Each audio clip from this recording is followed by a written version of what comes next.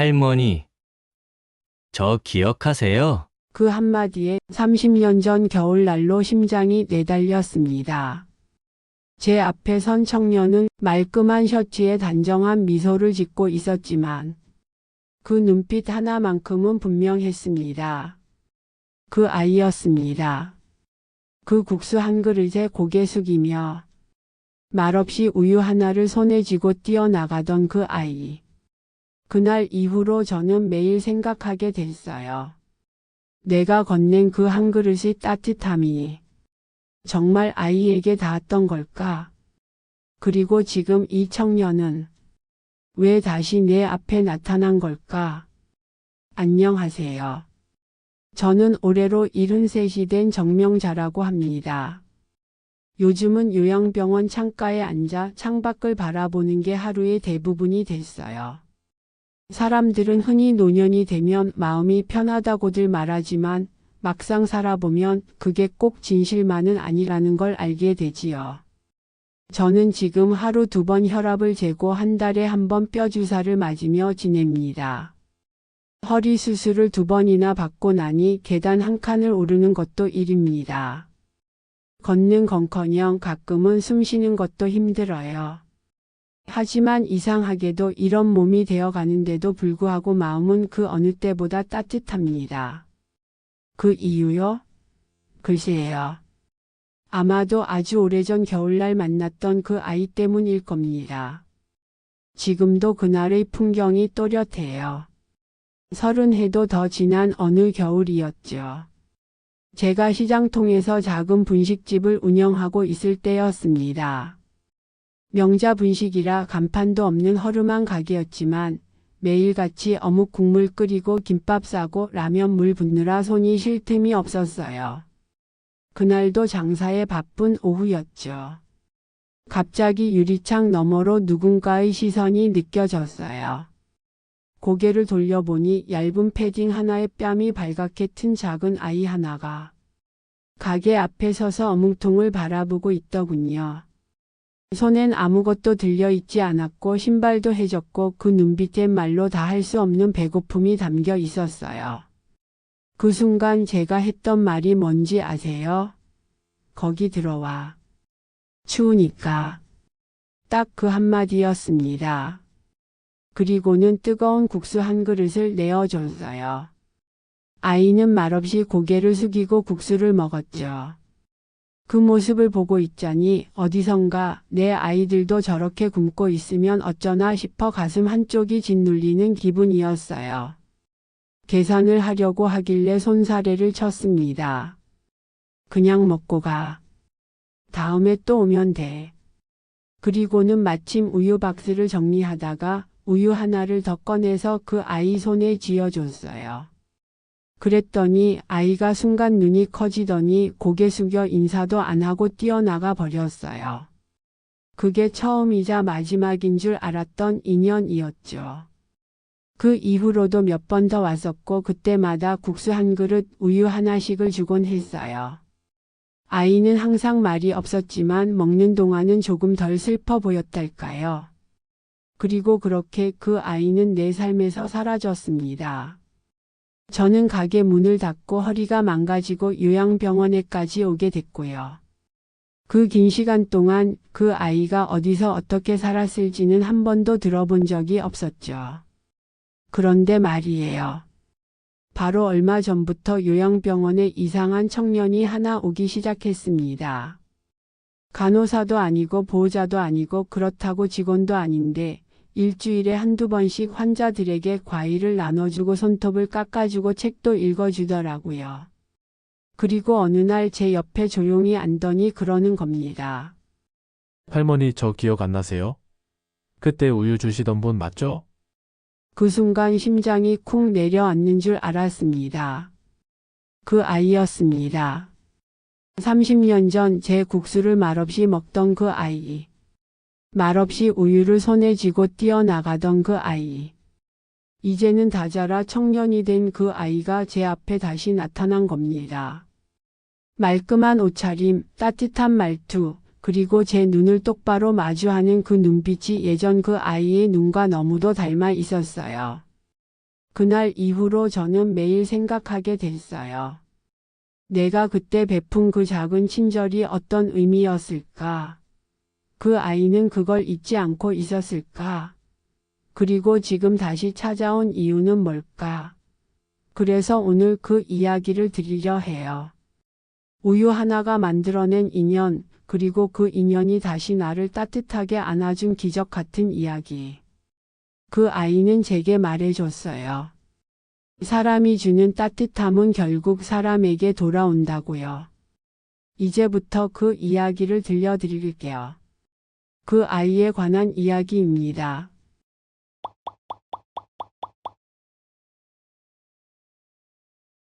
저는 평생을 부지런히 살아온 사람입니다. 무슨 대단한 직업이 있었던 것도 아니고 누군가의 인생을 바꿔놓을 만큼 큰 일을 한 적도 없어요. 그냥 시장 골목에서 김밥 말고 어묵 끓이고 라면 끓이며 살아왔던 여자입니다. 남편은 애셋 낳고 10년도 안 돼서 가버렸어요. 어디로 갔는지는 아직도 몰라요. 나중에 들리는 말로는 다른 여자랑 지방으로 내려갔다는데 그게 뭐 중요한가요? 현실은 내가 남긴 아이들을 어떻게든 먹이고 씻기고 재워야 하는 엄마가 되었다는 거였죠. 그때는 하루하루가 전쟁이었어요. 애들은 하나같이 사춘기였고 저는 매일 새벽 5시에 가게 문을 열었어요. 어묵 국물을 미리 끓여놓고 김밥 재료를 썰고 라면 육수를 끓이면 어느새 해가 떠오르죠. 오전 11시부터는 분식집이 정신없이 바빠지기 시작했어요. 시장통이 가장 붐비는 시간이니까요. 손님들은 다양했어요. 장 보러 온 아주머니, 무거운 짐을 든 할아버지, 학교 끝나고 군것질하러 오는 중학생들. 그 중에는 늘 돈이 모자란 아이들도 있었고 빈손으로 슬쩍 어묵 국물만 마시려는 아이들도 있었어요. 저는 눈 감아줬어요. 애들이 뭐 얼마나 먹겠다고. 그러다 가끔은 국물에 어묵 하나 슬쩍 더 얹어주기도 했어요. 그 아이도 그날 처음 본 그 아이도 그런 아이들 중 하나였어요. 뺨이 발갛게 튼 얼굴, 무릎 나온 바지, 낡은 운동화. 아이는 아무 말 없이 가게 문 앞에 서 있었어요. 아무것도 주문하지 않았고 그저 유리창 너머로 어묵통만 바라보고 있었죠. 저는 잠시 멈칫했어요. 그리고 조용히 말했죠. 들어와. 추우니까. 아이는 천천히 다가와 자리에 앉았어요. 저는 말없이 국수 한 그릇을 말아줬어요. 뜨거운 김이 모락모락 피어오르는 그릇을 바라보던 아이의 눈이 반짝였던 걸 아직도 잊지 못해요. 이거 그냥 먹어도 돼요? 그게 그 아이가 처음 제게 한 말이었어요. 저는 고개를 끄덕였죠. 응, 그냥 먹고 가. 다음에 또 오면 돼. 그리고는 계산대 옆에 있던 우유 하나를 꺼내서 내밀었어요. 이거도 갖고 가. 그 아이는 잠시 저를 바라보더니 우유를 두 손으로 꼭 잡고는 말없이 인사도 없이 도망치듯 뛰어나갔어요. 그 뒷모습이 왜 그렇게 가슴 아프게 느껴졌는지 몰라요. 그 뒤로도 몇 번인가 아이는 왔었어요. 대개는 아무 말 없이 들어와 앉으면 제가 국수를 말아주고 아이는 조용히 먹고 갔죠. 어느 날은 손에 반쯤 젖은 동전을 쥐고 와서 내밀더군요. 450원이었어요. 국수값엔 턱없이 모자랐지만 저는 아무 말 안 하고 그대로 받아주었어요. 그리고 평소보다 더 많은 김치를 얹어줬죠. 그게 저와 그 아이의 방식이었던 것 같아요. 말은 별로 없었지만 그 짧은 식사 시간 동안만큼은 서로를 이해하고 있었어요. 저는 엄마로서 그는 어린아이로서. 허리가 완전히 망가진 건 분식집 문을 닫고도 한참 뒤의 일이었어요. 애들은 다 출가했고 저는 조용한 단칸방에서 혼자 살고 있었죠. 그날도 평소처럼 베란다 창문을 닫다가 그만 발을 헛디뎌 넘어진 겁니다. 바닥에 누워 한참을 꼼짝 못하고 있다가 겨우 옆집 아주머니의 도움으로 병원에 실려갔어요. 두 번의 수술 끝에 목발 없이 겨우 걸을 수 있게 됐고 그렇게 요양병원 생활이 시작됐어요. 요양병원이라는 곳 생각보다 조용하고 생각보다 외롭습니다. 처음에는 찾아오던 자식들도 점점 발길이 뜸해지고 같이 병실 쓰던 어르신들도 하나둘 세상을 떠났어요. 말 한마디 나누기도 조심스럽고 낯선 사람들과 인연 맺는 것도 피곤해지더라고요. 그러던 어느 날이었어요. 흰 셔츠에 단정한 머리, 또렷한 눈빛을 가진 청년이 병실 복도에 들어서는 걸 봤죠. 그는 간호사도 아니고 환자의 보호자도 아니었어요. 그런데 매주 목요일이면 꼭 들러서 어르신들 손톱을 깎아주고 과일을 나눠주고 책을 읽어주더라고요. 처음엔 자원봉사자인가 보다 했죠. 그런데 이상하게 청년이 된 그 사람이 자꾸 제 눈에 밟히는 거예요. 그러던 어느 날 그 청년이 제게 다가와 말을 건넸어요. 할머니 편찮으신 건 좀 어떠세요? 익숙한 말투였어요. 마치 어디서 오래 본 사람처럼. 그 후로 그는 매주 제 옆에 앉았어요. 책을 읽어주고 귤도 까주고 말없이 손을 잡아주곤 했죠. 그리고 어느 날 조용히 우유 한 병을 제 탁자 위에 올려놓고 아무 말 없이 웃었습니다. 그 순간 깨달았어요. 혹시 이 아이가 예전에 그 아이가 아닐까? 30년 전 내 분식집 앞에서 국수 한 그릇과 우유를 먹고 말없이 사라졌던 그 아이의 눈빛과 너무도 닮아 있었거든요. 며칠 후 그 아이가 또 왔어요. 이번엔 혼자가 아니었어요. 작은 박스를 하나 들고 있었고 그 안엔 두유와 간식 몇 가지가 담겨 있었어요. 저는 그 아이를 보자마자 웃었어요. 오늘도 오셨네. 늘 고맙니래요. 이제는 청년이 된 그 사람은 미소를 지었어요. 제가 더 감사합니다. 할머니 뵈면 참 마음이 편해져요. 그 말에 괜히 마음이 찡해졌어요. 누가 나를 보고 그런 말을 해주던 게 얼마만이었을까요? 그가 자리를 정리하더니 조용히 말했어요. 혹시 예전에 시장에서 분식집 하셨던 적 있으세요? 아주 오래전에요. 제 심장이 쿵 내려앉는 소리가 들릴 정도였어요. 저는 천천히 고개를 끄덕였어요. 했었지. 명자 분식이라고. 허름한 가게였는데 그걸 어떻게 알아요? 그는 제 손등 위에 조심스레 손을 얹었어요. 그게요, 그때 국수 주셨던 아주머니 혹시 기억하세요? 어린애 하나, 말도 잘 안 하고 우유 주면 도망치듯 가던. 그 말을 듣는 순간 나는 더 이상 아무 말도 할 수 없었어요. 그냥 그 아이를 바라봤어요. 그 눈동자, 그 따뜻한 눈빛. 분명 그 아이였어요. 세상에 그 아이가 지금 이렇게 멀쩡하게 따뜻하게 자라서 내 앞에 나타난 거였어요. 기억해. 아주 잘 기억나. 제 목소리는 떨렸고 눈가가 젖어들기 시작했어요. 그 아이도 고개를 끄덕이며 웃었어요. 그날이 제 인생에서 처음으로 배불리 먹은 날이었어요. 우유도 국수도 김치도. 그때 느꼈어요. 세상에 좋은 사람이 있다는 걸. 제 눈에서는 결국 눈물이 뚝 떨어졌어요. 그렇게 울었던 게 언제였는지도 모르겠어요. 저는 그의 손을 꼭 잡았어요. 잘 자라줘서 고맙다, 정말 고맙다. 그날 이후 저와 그 아이는 더 많은 시간을 함께 보냈어요. 그리고 저는 매일 밤 그 아이가 내 인생에 다시 나타난 이유를 떠올렸어요. 세상에 그 작은 친절 하나가 누군가의 인생을 이렇게 바꾸다니.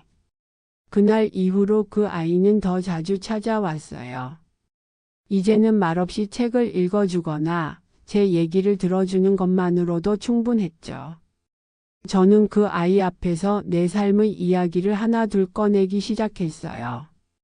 분식집에서 보낸 하루하루, 아이들을 키우느라 밤잠 설쳤던 날들, 그리고 그 아이와 처음 마주쳤던 날의 감정까지요. 그는 조용히 고개를 끄덕이며 제 얘기를 들어줬어요. 가끔은 웃기도 하고 가끔은 눈시울을 붉히기도 했죠. 저는 그렇게 제 안에만 담아두었던 이야기를 말없이 털어놓을 수 있는 상대를 얻게 된 겁니다. 할머니, 그때 왜 저한테 그렇게 잘해주셨어요? 저는 그냥 낯선 아이였잖아요. 그 질문을 듣고 한참을 생각했어요. 그리고 대답했죠. 몰라. 그냥 내 눈을 봤는데 그게 내 아들 어릴 적이랑 너무 닮았더라. 얼어붙은 손으로 어묵 국물 바라보던 모습이 마음이 너무 아팠어. 그는 그 말에 입술을 꼭 다물고 고개를 끄덕였어요. 그리고 천천히 말을 이어갔어요. 저 사실 그때 어머니가 병원에 계셨어요. 아버지는 술만 마시면 저 때렸고, 집 나가고 싶어서 하루 종일 돌아다녔어요. 그날도 밥을 못 먹고 있다가 우연히 거기 지나간 거였어요. 그 말을 듣는 순간 저는 가슴이 무너지는 줄 알았어요. 그렇게 힘든 상황에서 나는 그저 국수 한 그릇을 줬을 뿐인데 그게 그 아이에겐 따뜻함의 전부였다는 걸 이제서야 알게 된 거죠. 그날 이후 저 분식집 앞에 자주 갔어요. 사실은 그냥 누가 날 알아봐주는 그 기분이 좋아서요. 저는 그의 손을 다시 한번 꼭 잡았어요. 그리고 말했죠. 너를 알아봐줘서 참 다행이다. 그런 줄도 모르고 살았네. 내가 그렇게 살았던 게 누군가에겐 의미가 있었다니 참 고맙다. 그날 밤 저는 오랜만에 기도했어요. 감사를 담아. 아직 숨쉬고 있다는 것에. 그리고 그 아이가 다시 내 앞에 나타나 준 것에. 며칠 후 병원장님이 회의 시간에 말씀하셨어요.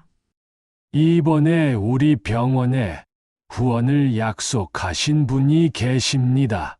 어르신들을 위한 책상, 휠체어, 그리고 작은 도서관까지 만들어 주시겠다고 하셨어요. 이름은 밝히지 않으셨지만 매주 자원봉사 오시는 그 젊은 분이에요. 그 순간 저는 고개를 들 수가 없었어요. 아니, 울음을 참을 수가 없었죠. 그 아이가, 아니 그 청년이 그렇게 성장해서 이제는 다른 어르신들에게 따뜻함을 전하는 사람이 되었다는 것. 그가 받은 사랑을 다시 세상에 나눠주는 사람이 되었다는 것. 그리고 저는 더 이상 외롭지 않았어요. 그 아이가 준 그 우유 한 병의 의미를 이제는 제가 받는 입장이 되어 깨닫고 있었으니까요. 그 아이가 말했어요. 할머니, 저 회사 운영해요. 이름 있는 건 아니고 찾기 시작했는데 잘 되더라고요. 그래서 생각했어요. 내가 받은 거 돌려줘야겠다고. 그 시작이 할머니였어요. 저는 대답했어요. 그래. 그 마음이면 충분하다. 너 잘 살아줘서 세상에 희망을 보여줘서 그것만으로도 나한테는 최고의 선물이야. 우리는 서로를 바라보며 웃었어요. 그리고 그날부터 저는 하루하루를 기다리며 살았어요. 목요일 그 아이가 오는 날을요. 병원 복도에 햇살이 들면 저는 생각했어요. 오늘도 그 아이가 오려나. 그날은 유독 하늘이 맑았어요. 병실 창문을 여니 봄 기운이 솔솔 들어오고 벚꽃이 어렴풋이 피기 시작했더군요. 저는 괜히 마음이 들떴어요. 목요일이었거든요. 그 아이가 오는 날. 약속한 시간보다 조금 늦게 병실 문이 열렸어요. 그가 들어오자마자 눈을 맞췄고 우리는 아무 말 없이 웃었어요. 그저 그 존재만으로도 서로를 위로받는 사이가 되었으니까요. 그는 오늘따라 정장을 입고 있었어요. 회색빛 슈트에 얇은 스카프. 마치 어디 중요한 약속이라도 있는 사람처럼. 제가 농담처럼 물었어요. 오늘 누구 만나러 가나 보지? 그렇게 잘 차려입고. 그가 웃으며 대답했어요. 오늘은요. 인생에서 가장 고마운 분께 정식으로 인사드리는 날이에요. 그 말을 듣고 잠시 멈칫했어요. 그는 제 손을 잡고 천천히 말했어요. 할머니 사실 오늘 저희 어머니 길이에요. 제가 12살 되던 해 돌아가셨거든요. 그 이후로 오늘 같은 날이면 항상 마음이 허전했는데요. 올해는 이상하게 그렇지가 않아요. 할머니가 계셔서 그런가 봐요. 그는 조용히 가방에서 봉투 하나를 꺼냈어요. 크지 않은 봉투, 연한 분홍빛 종이에 손글씨로 이렇게 적혀 있었어요. 정명자 할머니께. 편지예요. 제가 언젠가 꼭 드리고 싶었던 제 마음을 다 담은 편지예요. 나중에 혼자 계실 때 읽어주세요. 저는 봉투를 두 손으로 받았어요. 봉투의 따뜻한 온기가 아직도 손끝에 남아있는 듯 했어요. 그는 한참을 제 옆에 앉아 있었고 우리는 말없이 창밖을 바라봤어요. 벚꽃잎이 하나둘 날리기 시작했죠. 그날 밤 저는 천천히 편지를 열었어요. 할머니께? 처음 국수를 먹던 날, 전 너무 배가 고팠어요. 사실은 그날 아버지에게 맞고 집을 나온 상태였거든요. 무작정 걷다가 우연히 명자 분식 앞에 멈췄어요. 국수 냄새가 진동해서요. 저도 모르게 유리창 앞에 섰고 할머니는 아무 말 없이 절 안으로 불러주셨어요. 국수를 내주시고 우유 하나를 내밀며 이렇게 말하셨어요. 다음에 또 오면 돼. 그 말이 제겐 처음 듣는 괜찮다는 말 같았어요. 이후로 제 삶은 조금씩 달라졌어요. 누군가 나를 걱정해 준다는 사실 하나만으로도 하루가 견딜만 해졌거든요. 어른이 되어 회사를 만들고 사람들을 만나고 세상과 부딪히며 살았지만 제 마음속에는 늘 그때의 따뜻한 국물 향기와 우유 맛이 남아 있었어요. 언젠가 그 은혜를 꼭 갚고 싶었고 그래서 할머니를 찾았고 이렇게 다시 만나게 된 게 제 인생 최고의 기적이에요. 할머니 살아있다는 건 어쩌면 이렇게 누군가의 마음속에 오래도록 머무르는 일인지도 모르겠어요. 저는 그 국수 한 그릇 덕분에 오늘의 제가 되어서요. 그 한 그릇에 담긴 마음이 제 전부였습니다. 앞으로도 매주 찾아올게요. 그리고 제 인생에 가장 큰 은혜를 주신 분으로 할머니를 기억할 거예요. 고맙습니다. 사랑합니다. 동현드림. 편지를 덮고 나서 저는 한참을 울었어요. 말없이 조용히 깊은 밤까지.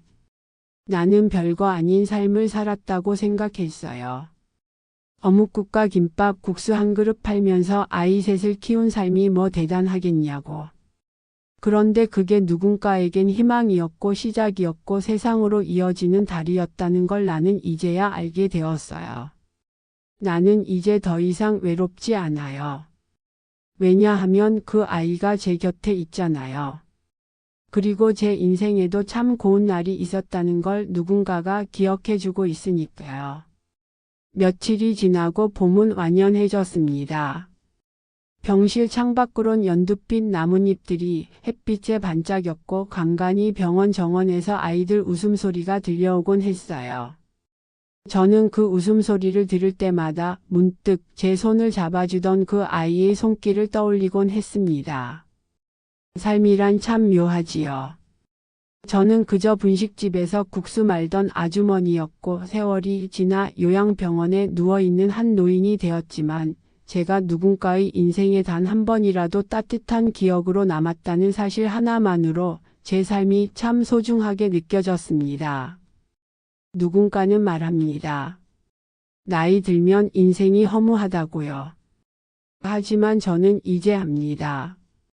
인생은 허무한 게 아니라 작은 따뜻함의 연속이라는 것을요.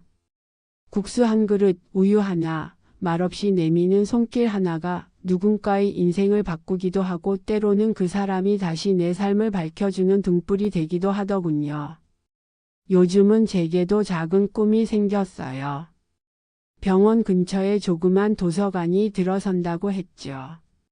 동현이가 후원하고 저는 그곳에서 어르신들과 함께 책을 읽는 시간을 만들 예정이에요. 매주 수요일 오전엔 동시 낭송을, 금요일 오후엔 회고록 쓰기 수업을 열자고 했죠. 할머니 그거야말로 명자 분식 시즌이에요. 동현이는 그렇게 웃으며 말했어요. 저는 가끔 거울을 봐요. 예전엔 주름지고 검버섯난 얼굴이 부끄러웠는데 지금은 달라요. 이 얼굴도 나름대로 한 세상 살아온 기록이더군요. 누군가를 살리고 누군가에게 용기를 준 손길의 증거라고 생각하니 이제는 이 얼굴이 참 고맙기까지 합니다. 딸 아이에게도 다시 연락이 닿았어요. 미국에 있던 아이는 제 소식을 듣고 처음엔 놀랐지만 영상을 보고 울더군요. 엄마, 저도 엄마가 누군가에게 그렇게 따뜻한 사람이었다는 걸 몰랐어요. 제 기억 속엔 늘 바쁘고 무뚝뚝했던 분식집 엄마였는데 이젠 자랑스러운 우리 엄마예요. 인생이 끝을 향해 가고 있다는 걸 느끼는 요즘, 저는 후회보다 감사가 많아졌습니다. 그게 다 동현이 덕분입니다. 세상이 준 가장 고운 인연. 아마 제가 하늘로 떠나고 나면 이 이야기도 언젠가 잊히겠죠. 하지만 그 아이가 품고 있는 마음속에 제가 따뜻한 국물 냄새처럼 남아 있다면 그걸로 충분하다고 생각해요. 이 영상을 보시는 분들께 드리고 싶은 말씀이 있어요. 혹시 지금 외롭고 쓸쓸한가요? 혹시 내 인생이 너무 평범하고 작고 남는 게 없다고 느끼시나요? 그렇다면 제 이야기를 떠올려 주세요. 평범한 분식집 아주머니도 누군가의 인생을 바꿨습니다. 그리고 그렇게 바뀐 인연은 언젠가 다시 돌아와 제 삶을 감싸 안아줬어요. 우리의 삶은 그렇게 이어지는 겁니다. 말 한마디, 따뜻한 눈빛 하나, 손 내미는 작은 용기 하나가 누군가에게는 전부가 될 수 있어요. 나이는 숫자에 불과하다는 말 저는 이제 정말 믿어요. 늦게 피는 꽃이 가장 오래 간다고 하잖아요. 우리의 봄도 지금부터 시작일 수 있어요. 이 영상을 끝까지 들어주신 여러분, 당신의 오늘이 따뜻했기를 바랍니다. 그리고 내일은 조금 더 웃을 수 있기를 바래요. 고맙습니다. 사랑합니다.